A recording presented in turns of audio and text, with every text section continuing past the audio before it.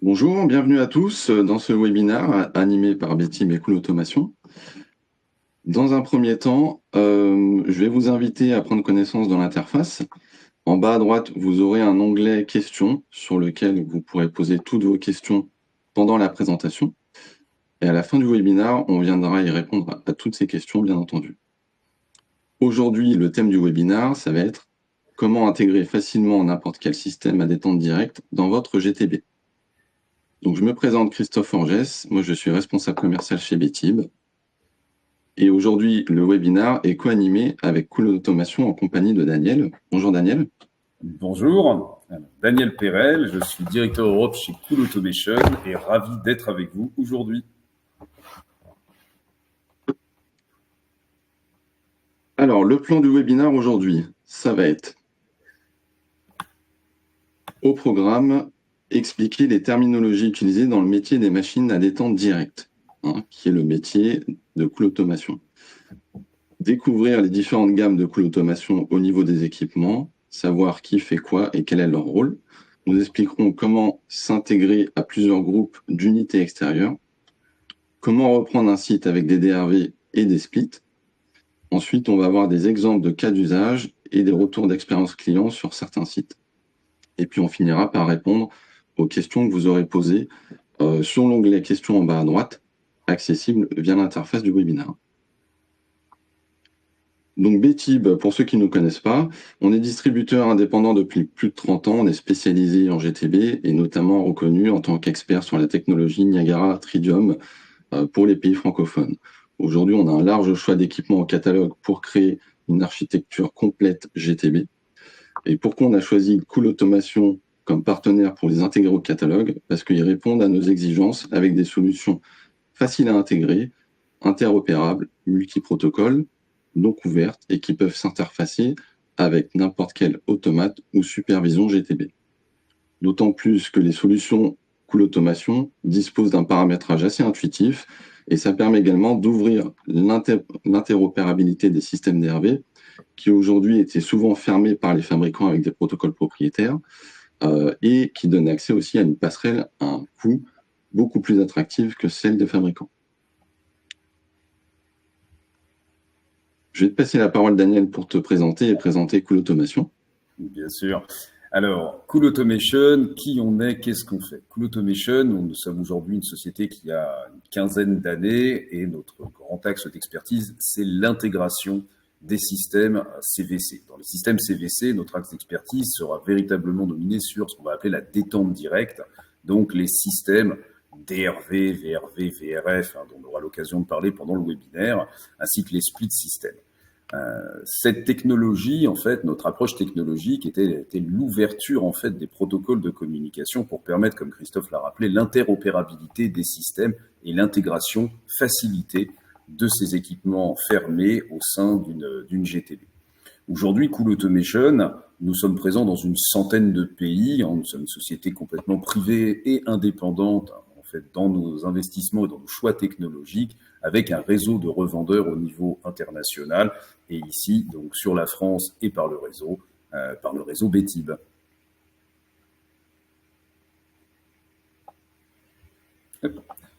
Qu'est-ce qu'on fait chez Cool Automation? Donc, comme je viens de le rappeler, notre premier axe, notre spécialité, c'est les protocoles de communication. Donc, bien sûr, on va avoir deux grandes divisions chez Cool Automation. Une première division qui va être véritablement la fabrication de passerelles, donc fabrication de passerelles universelles, multi-protocoles, mais également, nous avons toute une division software, une division logicielle, où nous avons créé, en fait, suite à l'étude des protocoles de communication, des systèmes DRV et split systems, des solutions permettant en fait d'en opérer la maintenance à distance. Donc de remonter en plus de la partie opérationnelle, énergétique, de ramener également de la donnée technique qui va permettre en fait de pouvoir directement venir faire du diagnostic à distance, faire de l'optimisation liée à des paramètres techniques, car rappelons-le, si on souhaite faire de l'optimisation, la technique et l'efficacité énergétique de ces machines est bien sûr garantie par le monitoring des performances. Une machine qui dérive techniquement ne sera bien sûr beaucoup moins efficiente d'un point de vue énergétique qu'une machine fonctionnant parfaitement. Donc le fait d'avoir cette pan, le logiciel, nous permet également de renforcer notre expertise sur ces systèmes à travers l'acquisition des données techniques de l'ensemble des systèmes de type DRV. Merci Daniel. Aujourd'hui, dans le monde de la détente directe, on parle beaucoup de noms qu'on a du mal à identifier. Souvent, on entend parler de DRV, VRV, VRF et j'en passe. Donc, ça pourrait laisser penser qu'il s'agit de systèmes CVC différents. Et on entend aussi souvent parler de télécommande, commande centralisée, bus de commande. Est-ce que tu sais nous éclairer sur ces différentes terminologies? Bien entendu. Alors, en effet, il y a énormément d'acronymes, de termes et autres qui réfèrent en fait à la même chose. Alors, pour commencer, reprenons un petit peu ce terme. Qu'est-ce que DRV, VRV, MRV, DVM, VRF? Tous ces acronymes, en fait, désignent la même technologie de matériel. Ce qu'on va appeler génériquement en français un DRV pour débit de réfrigérant variable ou un VRF en anglais pour Variable Refrigerant Flow. Qu'est-ce que cela signifie? Cela signifie qu'en fait, comme vous pouvez voir le schéma, un DRV ou un VRF en anglais, c'est en fait un ensemble frigorifique. C'est un ensemble frigorifique composé d'une ou plusieurs unités extérieures qui vont alimenter en réfrigérant un ensemble, une ramification, un ensemble d'unités intérieures qui vont être réparties sous une forme d'un réseau. Donc chaque unité intérieure est indépendante dans sa vitesse de ventilation, dans son point de consigne, dans certains cas, dans ce qu'on verra les systèmes 3 tubes, éventuellement même dans leur mode de fonctionnement. Donc chacune de ces machines va être adressée et va donc véhiculer ses besoins à travers un protocole de communication. Mais l'unité extérieure, pourquoi ce terme de débit de réfrigérant variable? L'unité extérieure va collecter les besoins de l'ensemble de ces unités intérieures de manière à pouvoir ajuster la fréquence, la vitesse, donc le débit de son compresseur et ainsi faire varier la puissance frigorifique ou calorifique de manière à combler les besoins des unités intérieures. L'avantage des systèmes DRV, c'est que véritablement c'est un système extrêmement efficace d'un point de vue énergétique, mais également un système très pratique à mettre en place dans un cadre de rénovation ou dans un secteur un peu privilégié qui va être le petit et moyen tertiaire. Également, on le retrouvera dans l'hôtellerie et dans beaucoup d'usages de type salle de conférence, grande surface commerciale. Le système se veut extrêmement flexible. Les unités intérieures composant un système DRV ont également la possibilité d'avoir des puissances différentes pour pouvoir couvrir des espaces plus ou moins larges, mais également des formes différentes. Ainsi, on retrouvera de la cassette, on pourra retrouver des unités encastrées, gainables, on pourra retrouver ce qu'on appelle communément un split, mais qui est en fait une unité murale, de la console et différents types d'unités intérieures. Alors, lorsqu'on explique en effet que le groupe extérieur vient récupérer l'ensemble des informations des unités intérieures, on va bien sûr se poser la question de savoir comment est-ce qu'il va faire ça. Et donc, comment en effet il va pouvoir collecter l'ensemble de ces informations? Il faut savoir que tout système DRV du marché dispose nativement d'un bus de communication qui va relier l'unité extérieure aux unités intérieures. C'est à travers ce bus de communication qu'on voit en bleu à l'écran que les informations concernant la demande des unités intérieures, dans leur mode, dans la température de consigne, ce fameux delta entre l'ambiance et la température de consigne, c'est à travers ce bus de communication que ces informations vont être véhiculées auprès du groupe extérieur pour ajuster sa fréquence et ajuster donc la production frigorifique. Au-delà de ce bus de communication, nous allons retrouver également un bus unitaire qu'on va appeler bus de commande, qui est un deuxième biais de communication pour les systèmes DRV.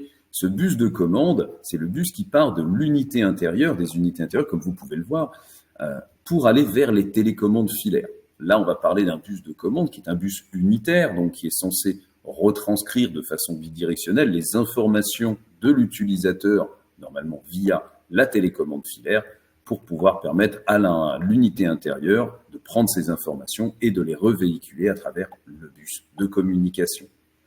La grande problématique qu'on rencontre aujourd'hui en fait dans ces systèmes, c'est véritablement en fait le côté propriétaire et fermé. C'est-à-dire que les bus de communication, comme les bus de commande, sont des bus qui sont bien sûr propriétaires, qui ne permettent pas en fait une interprétation directe des paramètres. Et quand bien même il existe aujourd'hui en fait des passerelles de communication, ces passerelles de communication sont issues du fabricant, elles sont attribuées à une typologie d'appareil et à un protocole. Ainsi, il devient difficilement concevable d'avoir une passerelle par marque et par typologie de protocole. On imagine bien la cacophonie de ce qu'on va avoir en fait à travailler. Alors, un petit rappel également sur les systèmes DRV. Comme vous pouvez le voir, en fait, la plupart des systèmes DRV sont tous organisés de la même manière. Bien sûr, avec des noms de borniers, de COS qu'on va retrouver dessus qui sont différents. Mais la slide que vous voyez à l'écran, en fait, permet de mettre en valeur le fait que l'organisation est toujours un petit peu la même. Vous allez retrouver, en fait, un premier bus de communication au niveau du groupe extérieur, celui dont on parlait juste avant, le bus de communication extérieur-intérieur, qui part du groupe extérieur et qui va venir en daisy chain connecter chacune des unités intérieures qui se verra attribuer une adresse. Et comme vous pouvez le voir, il existe un autre bornier. Et cet autre bornier, en fait, va permettre la centralisation de différents réseaux frigorifiques. Ainsi, vous pourriez avoir différents réseaux DRV, des réseaux frigorifiques, complètement indépendants l'un de l'autre, que vous allez pouvoir centraliser à travers ce second port de communication. Pour reprendre, par exemple, dans l'exemple du système Daikin, vous trouverez donc le bornier F1, F2 IN, qui est destiné à la communication entre l'unité extérieure maître et les unités intérieures, et vous trouverez le port F1, F2 out, qui a pour but de centraliser différents réseaux frigorifiques pour terminer sur une télécommande centralisée à la base. Le Coolmaster de chez Cool Automation va utiliser exactement le même principe. Cela signifiera que l'on se connectera exactement de la même manière, avec les mêmes prérequis qu'une télécommande centralisée du fabricant. Là où on verra l'avantage, c'est que le Coolmaster aura la possibilité, sur différentes lignes, de reprendre plusieurs marques simultanément sur une seule et même passerelle. Merci Daniel. Je pense que c'est beaucoup plus clair désormais pour tout le monde, ces notions de DRV, VRF. Pour la suite de la présentation, on va passer aux autres systèmes qui s'appellent les splits. Donc il y a les monos, les multisplits. Est-ce que tu sais nous en dire plus également et comment on fait pour les différencier au niveau de leur fonctionnement et aussi physiquement sur un site quand on va faire un audit? Bien entendu. Alors, les monosplits, les multisplits. Alors, le monosplit et multisplit, déjà, qu'est-ce que ça veut dire? Sur quelle technologie on est? Puis comment, en effet, les différencier par rapport à un système DRV? En dehors de la taille, comme vous pouvez l'imaginer, les systèmes DRV sont souvent des systèmes de plus forte puissance qui nécessairement auront une taille plus importante au niveau des groupes extérieurs. Les monosplits et multisplits appellent à une technologie légèrement différente. En effet, monosplit, par définition, on va retrouver une unité extérieure pour une unité intérieure. Cette unité extérieure et intérieure sont liées par un couple de tuyauterie frigorifique, encore une fois, gaz liquide, certains diront aller et retour, pour faire une analogie avec les systèmes hydrauliques, mais vous allez avoir ce tube, donc ce couple de tubes hydrauliques, ce couple de tubes frigorifiques qui va relier l'extérieur et l'intérieur, et un câble de communication et un câble en fait d'alimentation. Ce câble en fait qui sera régulièrement un 4G 1.5 dans lequel vous allez retrouver phase, neutre, terre et un câble de signal, en fait permet la communication de l'un à l'autre à travers une forme de courant porteur. Malheureusement, c'est une communication qui est inexploitable d'un point de vue pour nous intégrateurs qui vont chercher à faire de la communication avec ces systèmes.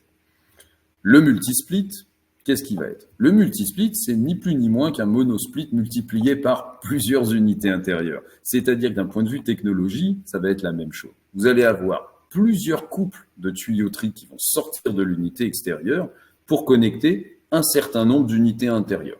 En général, jusqu'à 5 ou 6 unités intérieures maximum. Comment ça va se passer? Chaque unité intérieure aura un double de tubes et un câble d'alimentation et signal.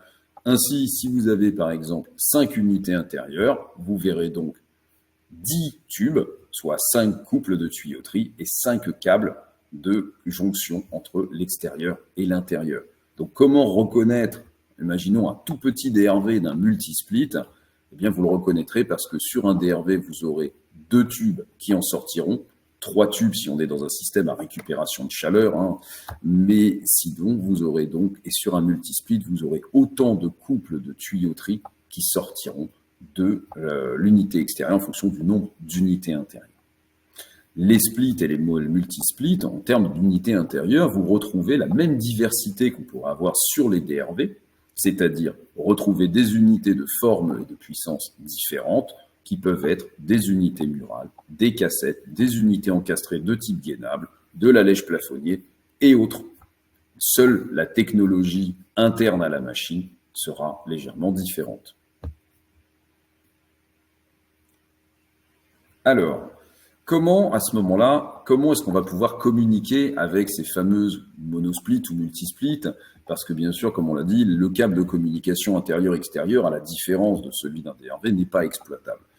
On va pour ça utiliser ce fameux bus de commande dont on a parlé précédemment, ce bus qui vient assurer la communication bidirectionnelle entre l'unité intérieure et sa télécommande filaire.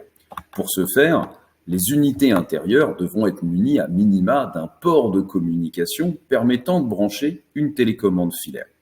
C'est pour cela qu'en fait, lors des visites techniques, il va être important en fait de relever de façon plus impérative les références des unités intérieures plutôt que celles des groupes extérieurs, car on passera systématiquement par l'unité intérieure pour pouvoir connecter le dispositif de conversion qui nous permettra d'assurer cette communication avec l'unité intérieure. Ce bus de commande, comme on l'a dit, le but chez Cool Automation, c'est toujours d'apporter une solution de communication bidirectionnelle. L'idée n'est pas de rentrer dans le carcan des communications infrarouges, qui dans certains cas n'ont pas d'autre choix, hein, lorsqu'on va rentrer dans le cadre des marques distributeurs qui n'avaient pas prévu de câbles de port de communication pour des télécommandes filaires. Mais chez nous, on a fait le choix de uniquement proposer des solutions de contrôle bidirectionnel. Ainsi, notre dispositif pourra être branché en remplacement ou en parallèle de la télécommande filaire présente sur place et assurer un retour d'état et une écriture de différents points de paramètres au sein des unités intérieures. Merci Daniel. On va continuer avec une architecture de principe générique pour vous représenter le rôle des équipements Cool Automation dans une architecture bâtimentaire. Donc l'objectif des passerelles Cool Automation, c'est de pouvoir monitorer et piloter les systèmes CVC, que ce soit un DRV ou un split, quelle que soit la marque des machines.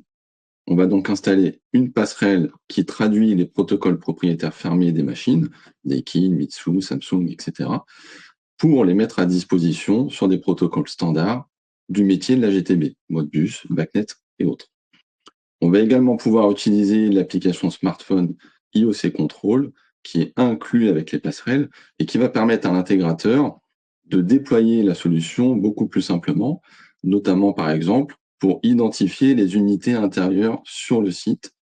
Et ça sert aussi de télécommande de pilotage pour par exemple faire un forçage de consignes. Je vais vous présenter donc la gamme de chez Cool Automation. Chez Cool Automation, on distingue le Cool Link Hub et le Cool Master. Donc, les Cool Link Hub, ils sont associés au module Cool Plug et la gamme Cool Master a 2 références, la Master Standard et la Master Pro. Donc, vous allez voir par la suite que dans certains cas d'usage, on peut aussi mixer ces 2 solutions en fonction de la topologie du bâtiment. Ici, on différencie les gammes dans leur cas d'usage générique. Donc, les passerelles Cool Master par défaut vont être utilisées pour récupérer des systèmes DRV, peu importe la terminologie, hein, VRF, VRV, DRV, comme Daniel l'a expliqué précédemment. Et ensuite, on a la passerelle Cool Link Hub qui est associée au module Cool Plug pour remonter les systèmes split, monosplit, multisplit. Donc, l'objectif de ces solutions, c'est de pouvoir récupérer les informations CVC du protocole propriétaire et de le transformer en protocole standard GTB pour les remonter sur votre système GTB, peu importe la marque du système GTB, qui la plupart du temps sait faire du Modbus, du BACnet, de l'API ou du KNX, comme sait très bien le faire par exemple la solution Niagara de chez Tridium. À savoir aussi, Daniel l'a évoqué rapidement tout à l'heure, que les tables d'échange mises à disposition par les passerelles sont génériques et du coup beaucoup plus simples d'intégration dans les systèmes GTB. Les passerelles Coolmaster sont en communication bidirectionnelle, donc elles vont pouvoir monitorer et aussi faire le pilotage des systèmes CVC. Sur l'écran en façade que vous voyez de l'équipement, il va vous permettre de faire le paramétrage en local et également de faire du forçage, de modifier une consigne par exemple. Vous disposez de 4 entrées-sorties qui sont paramétrables à l'intérieur du logiciel, qui vont vous permettre de changer le type de mode, chaud ou froid, de déclencher un on-off sur le système ou de déclencher une alarme. Donc toutes les passerelles sont nativement intégrées avec les protocoles propriétaires de toutes les marques qu'on a citées précédemment. Tout est très bien documenté d'ailleurs sur le site de Cool Automation. Il y a une fonctionnalité aussi qui permet d'accéder aux diagnostics et aux informations techniques des machines DRV, qui est notamment utile pour faire de la maintenance sur les sites. Et il y a l'application smartphone que j'ai déjà évoquée, IOC Control, en fait, qui va être un miroir de la télécommande centrale, sauf que là, elle va être mobile et vous allez pouvoir vous déplacer sur le site, notamment lorsque vous n'avez pas le plan d'adressage des unités intérieures pour identifier qui est qui au niveau de l'unité dans le bâtiment et de pouvoir refaire votre propre plan d'adressage au niveau de la Coolmaster. Donc on identifie ici les deux références distinctes, la Coolmaster et la Coolmaster Pro, qui vont se différencier en fonction de la taille du site et du nombre d'unités connectées. Alors attention, sur le nombre d'unités connectées maximum accepté par les Coolmaster ou la Coolmaster Pro, ça c'est le nombre d'unités qu'elles peuvent recevoir et avec qui elles peuvent communiquer. Mais il faut savoir que dans le monde des DRV, il y a des fabricants de DRV qui limitent au protocole propriétaire le nombre d'unités intérieures acceptées sur un bus. Donc par exemple, chez Deakin, ça va être 64. Ensuite, je vais te passer la parole, Daniel, pour parler un petit peu plus du mode de fonctionnement d'une Coolmaster dans de site avec plusieurs systèmes DRV. Parfait, merci Christophe. Alors, en effet, donc comme tu l'as justement dit, les fabricants de climatisation et les fabricants de systèmes DRV, en fait, limitent technologiquement, en fait, le nombre d'unités intérieures maximum connectables sur une ligne de bus. Donc, sur cette ligne de bus, on parlera aussi bien sur le bus, comme on a pu le voir, intérieur-extérieur, que sur le bus de centralisation, qui permettent de lier différents réseaux frigorifiques. Ainsi, dans l'exemple que l'on a à l'écran à l'instant T, ce que vous pouvez voir, c'est que le Coolmaster peut recevoir sur les différentes lignes, le Coolmaster dispose de 8 lignes différentes, certaines dédiées à certaines marques, il va pouvoir en fait récupérer les bus de communication de différentes marques simultanément et ainsi digitaliser l'ensemble des informations pour permettre de sortir une table, un protocole que vous avez au choix sur la passerelle. Vous pouvez choisir librement du Modbus RTU, du Modbus IP, du BACnet MSTP ou du BACnet IP, de l'API REST, avec une version optionnelle également disponible avec un port KNX et un produit qui est certifié KNX. Tout ça sera en fait complètement digitalisé et d'une structure identique, ce qui veut dire que pour l'intégrateur, une seule table, quelle que soit la marque et le système qui sera connecté en amont, ce qui est valable également pour les split systems. Vous n'aurez à chaque fois en travaillant avec Cool Automation qu'une seule table par protocole à utiliser. Revenons à l'exemple et au diagramme juste avant. Revenons à cet exemple. Ce que vous pouvez voir ici, en fait, c'est donc différents systèmes de différentes marques connectés sur le Coolmaster. Pour revenir sur ce que disait Christophe sur la limitation des bus, comme vous pouvez voir, ici, les deux systèmes Samsung connectés ont un maximum sur cette ligne de bus. On pourra venir maximum connecter 128 unités intérieures, qui est la limitation du bus de communication de chez Samsung. Cette limitation sera différente chez Hitachi avec leur technologie H-Link, qui, elle, sera portée jusqu'à 160 unités intérieures sur une ligne de bus, là où Daikin, à travers le D3net, offrira 64 unités intérieures, groupe adresse dans la terminologie du fabricant, par ligne de bus D3net. D'autres fabricants, comme Mitsubishi Electric, eux, proposent jusqu'à 50 unités intérieures par ligne de bus. Chaque fabricant dispose de sa propre limitation, qui sont bien sûr documentées au sein des passerelles. On enchaîne sur la suivante, et donc avec une question qui revient assez fréquemment. Cette question qui revient assez fréquemment, c'est que se passe-t-il si, lors d'une visite technique, nous découvrons que les systèmes DRV sont déjà centralisés auprès d'une commande centralisée. Donc là, dans l'exemple, nous avons choisi d'illustrer Daikin avec un iTouch Manager. On retrouve assez fréquemment sur des sites tertiaires. C'est un contrôleur centralisé. Il va y avoir en fait à la fois des bons points et des zones de vigilance à prendre lorsqu'on va trouver des contrôleurs centralisés sur site. Le bon point, on l'imaginera bien, c'est que dans la mesure où le Coolmaster se connecte de la même manière qu'un contrôleur centralisé, si vous trouvez un contrôleur centralisé lors d'une visite technique, cela veut dire que toute l'architecture, la liaison entre les différents réseaux frigorifiques, les adressages des différentes unités intérieures et extérieures a d'ores et déjà été fait. Pour ne pas, et on n'aura absolument pas besoin à ce moment-là de reprendre la moindre opération de paramétrage sur le système CDC. Donc, nous allons venir tout simplement connecter en parallèle le Coolmaster auprès du contrôleur centralisé. Là, comme vous le voyez dans l'exemple, le port F1, F2 du D3Net qui est donc relié auprès du contrôleur centralisé, nous allons tirer un bus en parallèle de celui-ci pour raccorder le Coolmaster. Le Coolmaster détectera par son système d'auto-reconnaissance des unités intérieures l'ensemble des unités intérieures de chaque réseau frigorifique. Il reprendra également l'architecture du réseau frigorifique, ce qui veut dire que vous pourrez, à travers les adresses du Coolmaster, reconnaître l'unité, la première unité ou l'adresse 1 du circuit frigorifique numéro 1 ou l'adresse numéro 3 du système frigorifique numéro 2, par un système de nomenclature, cette digitalisation qui universalise l'architecture des réseaux frigorifiques. Donc vous pourrez très facilement, en quelques minutes, raccorder un Coolmaster sur site dès lors que vous trouvez une télécommande centralisée. Merci Daniel, mais avant de continuer, j'ai une question que l'on me pose souvent, qui est la suivante, c'est lorsque tu mets la Coolmaster en parallèle, comme tu viens de le décrire, de la télécommande centralisée, qui du coup est l'équipement maître sur le réseau? Par exemple, si depuis mon système GTB, j'envoie une consigne, est-ce que je vais être prioritaire ou est-ce que c'est la télécommande centrale qui va prendre le relais par la suite? C'est une excellente question. Alors, il y a une réponse. Cette réponse, elle est qu'en fait, selon les fabricants, là dans le cas de Daikin par exemple, ou dans le cas d'autres fabricants, vous pouvez déclarer la passerelle ou la commande centralisée en maître ou en esclave. Mais au-delà de cette hiérarchie de priorité, il va y avoir quelque chose d'hyper important, c'est que les télécommandes centralisées, elles permettent de faire de la restriction de points de consigne, elles permettent de faire du blocage de mode et elles permettent de faire des programmations horaires.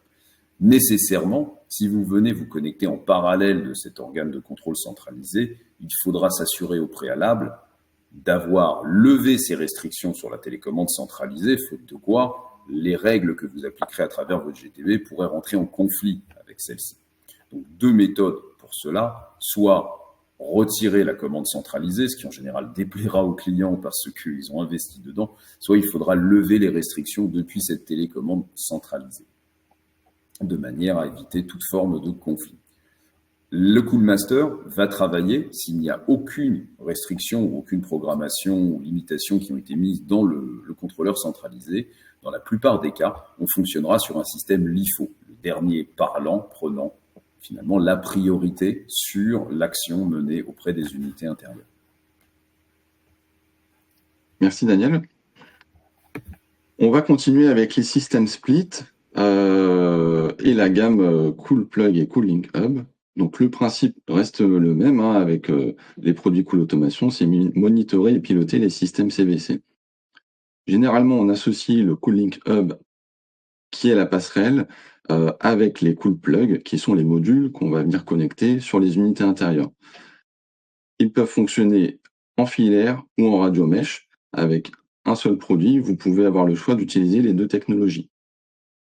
L'avantage différenciateur de ces produits, de ces CoolPlug, c'est que vous pourrez les alimenter à travers les câbles qui vont être tirés. Tout à l'heure, Daniel décrivait qu'on tirait un câble de communication et un câble d'alimentation entre l'unité extérieure et intérieure. Et du coup, vous pourrez réutiliser ce câble d'alimentation pour alimenter le CoolPlug. Donc, vous passez d'une alimentation externe, d'un câblage en plus et des coûts supplémentaires. On a donc ici une solution facile d'installation, facile d'intégration, et possiblement aussi pour la rénovation, utiliser un système en radio. Sur ce premier schéma de principe, on utilise les cool plugs en filaire. Donc on va installer chaque cool plug sur chacune des unités intérieures, alimentées avec le bus de l'unité intérieure. Je ramène le câblage de l'unité extérieure vers l'unité intérieure en utilisant le bus d'alimentation, pas le bus de communication pour alimenter le cool plug. Je me connecte aussi sur la partie bornée bus de communication pour récupérer le protocole propriétaire. Et ici, je rappelle qu'on peut mixer les cool plugs avec plusieurs marques. Donc dans cet exemple, on voit les différentes formes d'unités intérieures, mais ces unités intérieures peuvent être de marques Deakin, Samsung, Mitsu. On peut mixer les différentes marques avec une seule et même passerelle CoolLink Hub. Et je rappelle un point important, c'est que les passerelles CoolMaster et CoolLink Hub ont toutes une table Modbus BACnet prédéfinie et que c'est un système multiprotocole standardisé pour pouvoir communiquer avec des systèmes de supervision GTB, potentiellement également en KNX ou en REST API. L'autre exemple qu'on peut avoir sur les cool plugs, c'est de les utiliser en radio. Donc ça, c'est très pratique pour faire une installation rapide, notamment pour de la rénovation. Cette fois-ci, la radio, c'est une technologie mesh qui a été adoptée par Cool Automation. L'avantage de Radio Mesh, c'est que chaque cool plug est un émetteur et un récepteur pour permettre d'étendre la portée radio. Et donc, vous pouvez mixer également les cool plugs en radio avec les cool plugs filaires en fonction de vos installations. Donc, Daniel, ça, tu vas nous le décrire un petit peu plus au niveau du câblage que j'ai évoqué et de leur utilisation. Tout à fait. Alors, il faut savoir dans un premier temps que chaque cool plug, le cool plug, pour donner une terminologie un peu commune, le cool plug est un convertisseur. Donc le cool plug vient récupérer le bus de commande, celui normalement attribué, comme vous le voyez à l'écran, à la télécommande filaire, pour le convertir en une forme de RS485 qui sera véhiculée de façon filaire ou transmis de façon radio, comme on a pu en discuter précédemment. Le cool plug est auto-alimenté par le bus de commande, c'est-à-dire ce fameux bus dédié normalement à la télécommande va auto-alimenter le cool plug. Donc c'est un véritable avantage dans la mesure où aucune alimentation supplémentaire ne devra être prévue et il n'y aura pas non plus d'adaptation de câblage de l'unité intérieure pour permettre d'alimenter le cool plug. Le cool plug est complètement autonome et s'alimente depuis l'unité intérieure et depuis le bornier de bus de commande. Le cool plug, donc étant différent à chaque marque, vous retrouvez en fait à l'arrière du cool plug différents borniers qui rappelleront bien sûr les borniers et les ports de communication que vous trouverez sur l'unité intérieure, de manière à orienter l'installation. Lorsque le cool plug est livré, souvent dans le cadre des unités murales, pour en venir, qui étaient des unités à la base prévues pour le résidentiel, et elles sont souvent dépourvues de borniers permettant de raccorder en fait une commande filaire.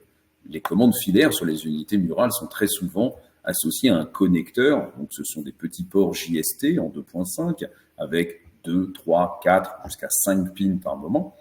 À ce moment-là, tous les cool plugs que vous pourrez sourcer seront livrés directement avec les câbles et les connecteurs. Ainsi, dans le cadre du Deakin que l'on voit ici en partie gauche, vous retrouvez le bornier P1, P2 disponible sur les unités petits tertiaires, mais vous retrouverez également les petits connecteurs JST des borniers S21 qui sont disponibles sur les cartes électroniques des unités intérieures et bien sûr disponibles sur le cool plug.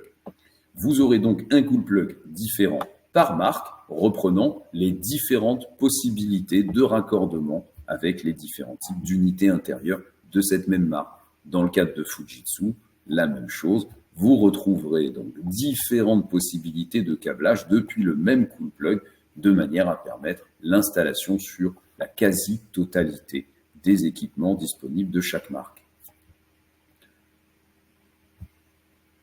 Ensuite, reprenons le cas très pratique et très plébiscité de la communication en sans fil. La communication filaire, on a tous idée de ce qu'il va être. On va venir sur le cool plug, d'un côté brancher le bus de commande, de l'autre côté la sortie qu'on appellera le PIBUS, qui est un RS485 Made in Cool Automation, qui permettra de lier en daisy chain l'ensemble des cool plugs pour terminer sur une de nos passerelles. Et la fonctionnalité radio permet beaucoup d'avantages. On pourra l'imaginer, bien sûr, le cas d'un retail qui n'est pas fermé au moment des travaux, sur laquelle il est difficilement envisageable aux heures d'ouverture et pendant les périodes de vente de venir s'afficher avec une nacelle ou de venir impliquer en fait des travaux lourds qui vont paralyser finalement la surface de vente et impliquer en fait des risques et des balisages pour l'exploitant. La solution radio de ce type-là est extrêmement pratique dans le sens où elle pourra être mise en place en parallèle des télécommandes filaires qui sont en général à hauteur d'homme et s'il n'y a pas de télécommande filaire directement auprès des unités intérieures. Le signal, qui est en fait composé de couches basses de Zigbee, qui est un signal fermé également, permettra par contre de véhiculer l'information entre les différents cool plugs avec une distance d'une vingtaine de mètres entre chaque élément de la chaîne, avec la possibilité également d'avoir un cool plug non connecté à une unité intérieure mais uniquement alimenté et qui permettra de répéter le signal, travailler en répéteur. Le Cooling Hub récupérera l'ensemble des cool plugs pour permettre en fait derrière de fournir cette fameuse intégration dans les différents protocoles et ce de façon filaire ou de façon réseau, donc soit en IP, soit en RTU ou en MSTP. Vous aurez à chaque fois toutes les possibilités de pouvoir le faire. Une autre possibilité également avec les cool plugs, c'est que vous pouvez mixer les environnements, c'est-à-dire qu'une partie des cool plugs peuvent être accordés en filaire sur le Cooling Hub, une autre partie des cool plugs pourront être en radio pour permettre en fait de mixer ces deux environnements. Merci Daniel. Et du coup, pour finir le webinaire, tu as déjà commencé à en parler un petit peu. On a des cas pratiques faits par des clients à présenter. Il y aura le retail que tu as commencé à évoquer. On a aussi un gros site avec plusieurs bâtiments sur un même site. Et le dernier cas, c'est l'hôtellerie. On a beaucoup eu ces derniers temps. Est-ce que tu peux nous présenter ces 3 cas d'usage, s'il te plaît ? Bien entendu. Alors, le cas pratique du retail. Le cas pratique du retail, il est souvent en fait un ensemble et un mix en fait d'équipements en génie climatique qu'on va retrouver. C'est-à-dire que vous allez retrouver assez fréquemment des systèmes DRV qui vont couvrir l'espace de vente. Donc, cet espace de vente, ainsi des fois que la partie bureau, va être donc déployé à travers un système DRV, mais on trouve assez régulièrement 1, 2 ou 3 splits qui ont été ajoutés par la suite. Pourquoi ? En général, couvrir le refroidissement d'un local technique, un local informatique, éventuellement la transformation d'un local qui était un entrepôt en une salle de pause et qui, bien sûr, on ne va pas étendre un réseau frigorifique fermé, celui d'un DRV, pour venir alimenter simplement une pièce. Donc, très souvent, on retrouve en fait cet environnement mixte entre d'un système DRV d'un côté et des split systems de l'autre. Ainsi, si le Cool Master est présent sur place pour pouvoir récupérer un système DRV, il sera très facile de venir récupérer à ce moment-là en filaire les Cool Plugs pour venir les connecter au Cool Master et donc bénéficier d'une seule et même passerelle pour récupérer l'ensemble des unités. Bien entendu, vous pourriez également avoir un Cool Master d'un côté pour le DRV, un ensemble de Cool Plug et Cooling Hub pour couvrir des zones de split et remonter l'ensemble en IP. Les combinaisons, le modèle se veut extrêmement flexible pour vous permettre d'avoir finalement la plus grande liberté de mise en place dans ces systèmes-là. Un avantage que je voudrais rappeler également dans le cadre du retail. Le retail, c'est un environnement qui est souvent donc, qui bouge. Les propriétaires bougent, les investissements sont différents d'un propriétaire à l'autre. L'avantage d'un des Cool Master, c'est dans la mesure où le Cool Master bénéficie de cette compatibilité avec l'ensemble des marques, qui est paramétrable directement depuis la passerelle. On n'est pas sur des paramétrages usines. Il suffirait que un exploitant détenant aujourd'hui un système d'une certaine marque, souhaitant remplacer le système par une autre marque, il conserverait tous les bénéfices de la GTB investie et mise en place, car il suffirait de reconnecter le nouveau système quand bien même la marque est différente sur le Cool Master, de lui attribuer la nouvelle marque, et vous récupéreriez les informations toujours structurées de la même manière comme on a pu le voir. Donc ça permet une grande liberté d'action dans le choix de l'équipement. Je termine cette petite parenthèse pour passer dans un autre cas pratique qui bien sûr se porte particulièrement bien sur ce qu'on vient d'énoncer, C'est le site en fait du bâtiment tertiaire, en fait un site industriel ou tertiaire composé de plusieurs bâtiments. Bien entendu, imaginons que les bâtiments composés sur ce site soient éventuellement de marques différentes ou similaires. On ne va pas aller tirer des bus de communication pour centraliser l'ensemble des réseaux frigorifiques pour les ramener sur une passerelle. On est tous d'accord pour dire que ce serait quelque chose de relativement complexe à mettre en œuvre.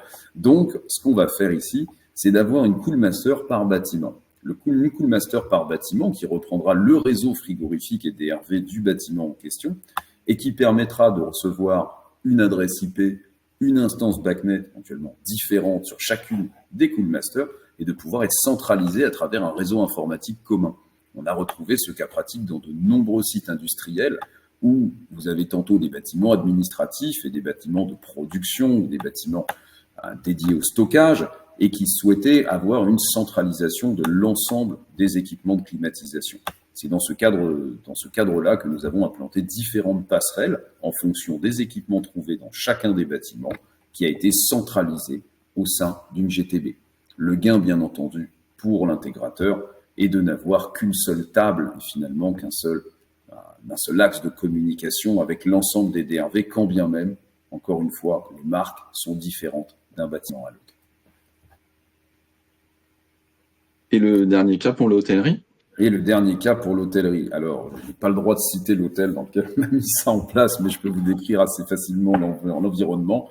Donc, on est dans le cadre d'un hôtel de luxe où, en fait, l'ensemble des systèmes, donc ici de marque Samsung, avait été déployé dans l'ensemble des étages avec, en fait, une architecture. Au début, chacun des systèmes frigorifiques était complètement indépendant. Donc, il a fallu, en fait, centraliser, comme on a pu le voir, l'ensemble des réseaux frigorifiques, qu'on a nommés à travers les pastilles 1, 2, 3, 4, et ainsi de suite, les centraliser à travers différentes lignes de bus.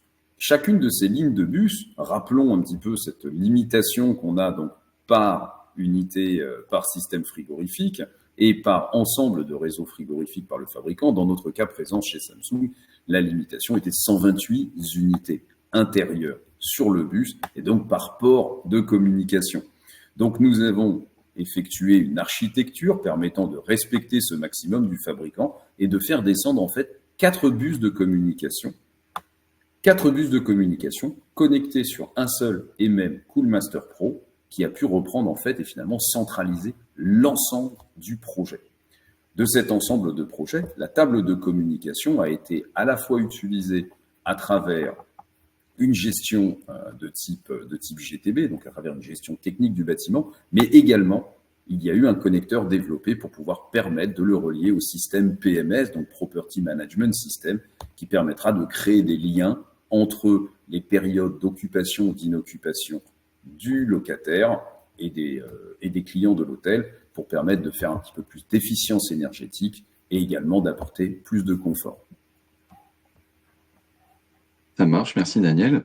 Je vais en profiter pour ajouter, en parlant de logiciel PMS, que la solution Niagara de chez Tridium dispose d'un driver qui s'appelle Microfidelio, qui est compatible avec les systèmes PMS, et auquel cas le système de réservation de salles d'hôtellerie fonctionnerait avec une autre technologie, probablement en système API. Niagara aussi dispose des outils pour communiquer en API avec ces logiciels d'hôtellerie et optimiser le fonctionnement de la GTB. Donc pour la fin de ce webinaire, avant de passer au listing des questions, je voulais vous parler des événements organisés par BTIB. Très prochainement, le 21 mai, nous avons notre événement incontournable des intégrateurs système GTB. Donc c'est la 16e édition, ça va se dérouler au sud de Paris. On essaie de trouver un endroit accessible pour tout le monde, parce que nous sommes distributeurs pour tous les intégrateurs de France, mais notamment pour les pays francophones. Donc ça se passe au sud de Paris, à proximité de la gare TGV Massy-Palaiseau ou de l'aéroport d'Orly. L'événement est que sur inscription, donc n'hésitez pas à aller sur le site web betty.fr pour vous inscrire. Vous aurez l'occasion aussi à cet événement de rencontrer Daniel, qui va participer, qui aura un stand, et avec qui on va faire une démonstration technique. Là, on était plutôt sur une présentation commerciale. Pendant cette journée, au forum intégrateur, on va faire un atelier technique avec une démonstration sur la partie paramétrage et intégration dans Niagara au niveau de la technologie GTB. Les autres événements, ça va être en tant que représentant Niagara de Tridium pour la France. Nous sommes centre agréé de formation et le seul centre de formation officiel de la technologie Niagara Tridium. Donc malheureusement, la session de juin est complète. On vient d'avoir la dernière réservation il y a peu. Donc il faudra s'inscrire sur celle de septembre. Ça va assez vite, hein. On a déjà la moitié des participants qui se sont inscrits sur la capacité de notre salle. Donc n'hésitez pas à nous consulter ou à envoyer un mail à formation@betty.fr. La dernière formation importante, c'est la formation Niagara TCP cybersécurité. On a fait un programme de formation axé sur la cybersécurité qui est très demandé actuellement sur les dossiers d'appel d'offres. C'est notamment beaucoup entendu dans les dernières actualités. Il faut savoir que Niagara dispose de tous les éléments pour répondre aux exigences qui sont demandées, que ce soit pour l'ANSSI ou les normes européennes, puisque la technologie Niagara est déployée partout dans le monde, aux États-Unis, en Europe et en Asie. On va passer au listing des questions que vous avez pu poser dans l'onglet questions de l'interface du webinaire. On a une première question. Où est-ce qu'on peut trouver la liste des compatibilités des différentes références constructeurs? Donc de savoir avec quelle machine DRV, de quelle marque Cool Automation est compatible. Donc tu me corrigeras Daniel, hein, si je ne me trompe pas, toutes les docs sont disponibles sur le site Cool Automation. Est-ce que tu peux m'en dire plus à ce sujet? Bien entendu, bien entendu. Alors, l'ensemble. Tout d'abord, si nous parlons en technologie DRV, sachez que nous assurons 100% de la compatibilité aujourd'hui des DRV du marché que vous pourriez retrouver en France et en Europe. Pour une liste plus exhaustive des modèles, split system et modèles DRV compatibles, vous pouvez vous adresser d'ailleurs chez Betty ou directement poser la question sur notre site internet. Cette liste est également disponible sur notre site. Et si vous souhaitez avoir un œil un petit peu plus expert, n'hésitez pas à envoyer vos demandes. Vous aurez une réponse extrêmement rapide sur la compatibilité des machines. Ensuite, j'avais une question un peu plus spécifique et technique au niveau de la connectique. À un moment donné, tu parlais d'un bornier out. La question, c'est est-ce qu'elle est présente sur tous les équipements DRV et sur toutes les marques? Oui, alors, sur la quasi-totalité des systèmes DRV, vous retrouvez en fait ces deux ports de communication. Donc, ce port de communication qui vient de l'unité extérieure pour descendre vers les différentes unités intérieures et ce port de centralisation qui permet de relier les différents réseaux frigorifiques. Donc, j'avais mentionné le nom des borniers chez Daikin. Chez Mitsubishi Electric, vous retrouverez des appellations différentes, TB3 et TB7. Chez d'autres, vous retrouverez un port qui s'appellera un IDU pour Indoor Unit et un autre port qui va s'appeler CEN pour centralisation. Donc en fait, l'ensemble des systèmes DRV sont organisés de cette même manière. Il existe bien sûr des exceptions où les bus sont confondus. Vous retrouvez ça sur les dernières générations d'appareils Hitachi qui utiliseront le même bus de communication pour la centralisation que pour les unités intérieures. Et à ce moment-là, en fait, la différence se fait par identification et adressage des unités extérieures et des unités intérieures. Il en va bien sûr de la compétence du CV6 à ce moment-là. On a une autre question. Dans le cas de la présence d'une télécommande centralisée, exemple d'un immeuble de bureau, nous avons la nécessité de communiquer avec chaque liaison, unité intérieure et télécommande. Bien sûr. La question, j'imagine, c'est est-ce que c'est faisable et comment? Bien entendu. En fait, lorsque vous parlez avec une télécommande centralisée, vous travaillez exactement de la même manière que cette télécommande centralisée. Donc la télécommande centralisée vient lire l'ensemble des adresses des unités intérieures et permet donc leur interaction. Donc vous pourriez sélectionner une unité intérieure, imaginons un ensemble multi-réseau frigorifique, où vous auriez 5, 10 réseaux frigorifiques avec chacun sa ribambelle d'unités intérieures. Vous souhaitez piloter la cassette numéro 4 du système numéro 3, celle-ci est donc adressée, elle est donc identifiée, et du Cool Master, vous pourrez piloter l'ensemble des fonctions de cette télécommande. Donc l'ensemble des paramètres opérationnels, c'est-à-dire température de consigne, lecture de l'ambiance, pilotage du motoventilateur, pilotage des volets pour l'orientation du flux d'air, bien entendu pilotage du mode et du on-off. Ça va de soi.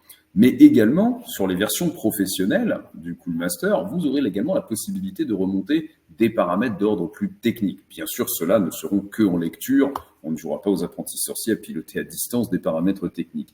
Mais par contre, vous aurez en lecture, par exemple, les températures d'entrée batterie, sortie batterie, angle d'ouverture du détendeur électronique, ce qui vous permettra également de faire du diagnostic sur la performance thermodynamique ou mécanique de cette machine. Mais pour en revenir à la question initiale, en effet, vous pouvez piloter de façon unitaire chacune des unités intérieures d'un réseau frigorifique de type DRV. On a pas mal de questions, hein. La suivante, le Coolmaster sera branché sur le bus de la sortie out.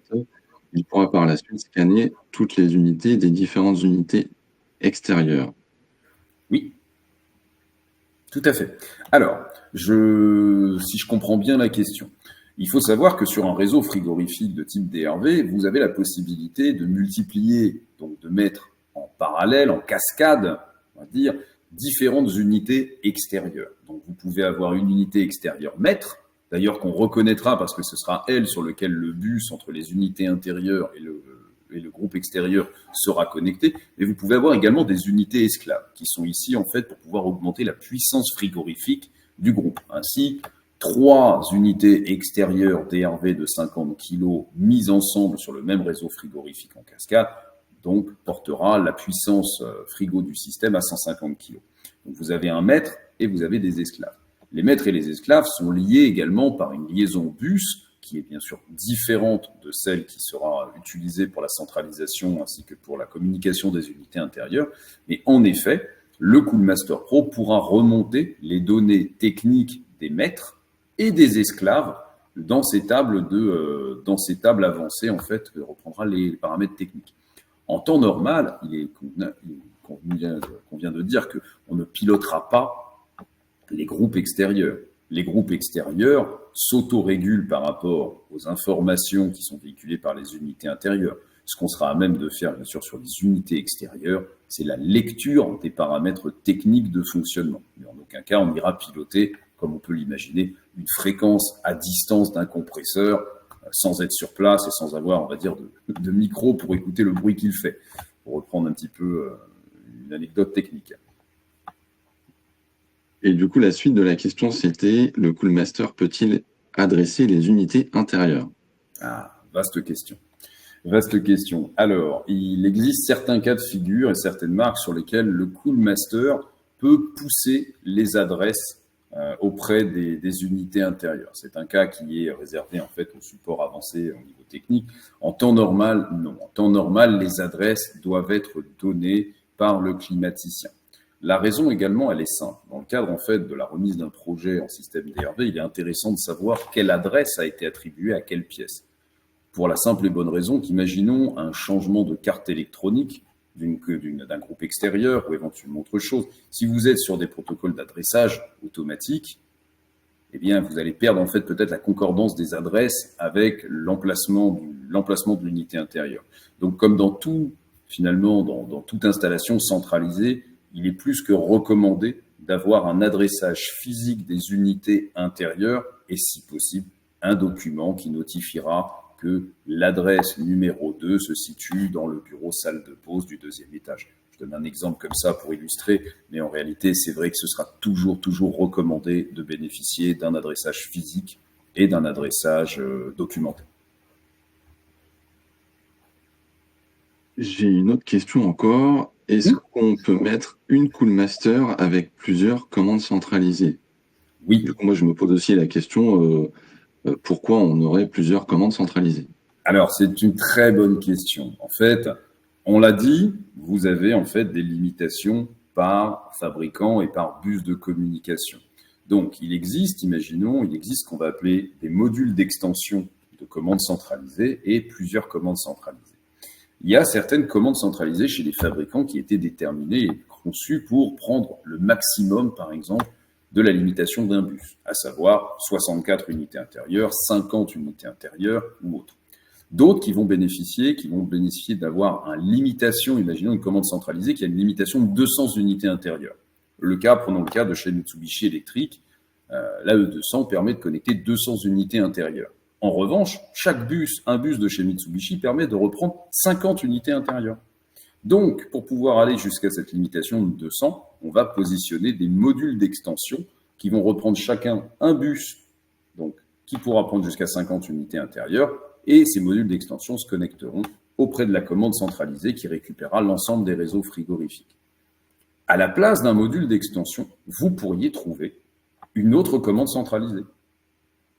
Donc ça, c'est tout à fait envisageable. Qu'est-ce qui va se passer? Imaginons que vous ayez ces deux commandes centralisées l'une à côté de l'autre. Vous récupérerez le bus en parallèle de cette commande centralisée pour venir le loger sur un port, imaginons L1 du Coolmaster, et le deuxième bus de centralisation qui se situe sur la deuxième commande centralisée, vous viendrez le connecter sur L2. Ainsi, vous récupérez ces deux commandes centralisées sur une seule et même passerelle. Tout à fait, puisque on l'avait peut-être pas évoqué, hein, les Coolmaster disposent de plusieurs ports de communication pour communiquer avec plusieurs marques ou une même marque, comme tu viens de le dire, avec plusieurs commandes centralisées. Tout à fait. Nous disposons en fait d'une banque de données d'architecture, d'architecture combinée et croisée, marque par marque, en fonction de la présence d'un contrôleur centralisé avec plus ou moins de modules d'extension. Nous avons en fait une banque de données de schémas, de câblage et autres. Il faut savoir que l'équipe de Cool Automation est composée exclusivement d'intégrateurs, mais surtout également de spécialistes CVC, ayant tous fait leurs armes pendant de nombreuses années chez les fabricants. Donc, disposant en fait de l'expérience nécessaire pour pouvoir créer l'ensemble de ces architectures et pouvoir également apporter le support à la fois technique et l'expertise dans le cadre des projets. J'ai encore une autre question. On a pas mal de questions. La portée radio des Cool Plug de 20 mètres est-elle en champ libre? Bien entendu.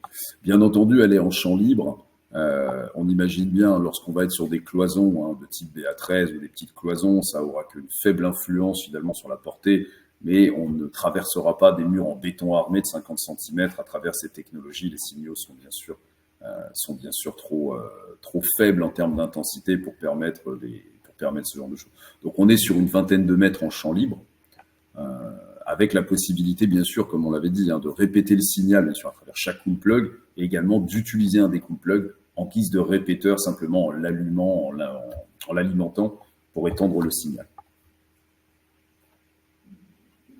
Question suivante. Y a-t-il possibilité de faire de la programmation horaire depuis le Cool Plug ou le Coolmaster? Alors, depuis le Cool Plug, non. Et la Coolmaster, c'est toi qui vas nous répondre. Bien sûr. Alors, tout ce qui est les Coolmaster, les Cool Plug et autres, ce sont véritablement des passerelles de communication. Toute la partie programmation horaire est plutôt normalement dans le jargon de l'automaticien finalement et de la personne qui va amener le système GTB. En revanche, l'application IOC Control que tu décrivais précédemment, qui est livrée de façon gratuite avec l'ensemble des machines, a la possibilité, elle, de faire du programme horaire. En fait, l'application IOC est ni plus ni moins qu'un petit contrôleur centralisé disponible à distance à travers une liaison cloud qui permet de faire de la programmation horaire, du pilotage des unités intérieures, mais qui n'aura pas, bien sûr, l'ensemble des fonctionnalités, qui n'aura pas la fonctionnalité du GTB, qui permettra de faire de l'historisation de data, de faire de l'analyse de courbe, de l'analyse de fonctionnement. On est véritablement sur un contrôleur centralisé, une télécommande centralisée que vous auriez sur une tablette ou sur un téléphone, mais qui permettra à ce moment-là de faire de la programmation, en effet.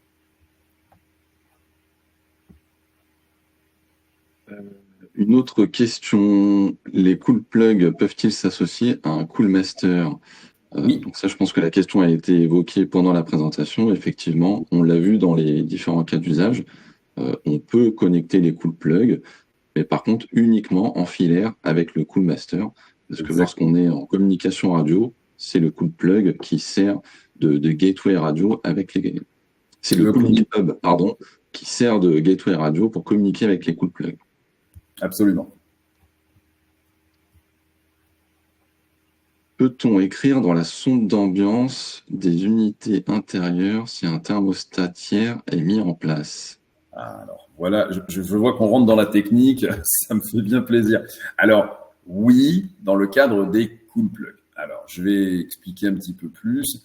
Chaque Cool Plug, en fait, dispose également dispose d'un port de sonde, et donc il y a des sondes en fait dédiées pour les cool plugs qui peuvent être mises en œuvre. Ça permet en fait de faire ce qu'on va appeler un feed de température, donc au sein de la régulation.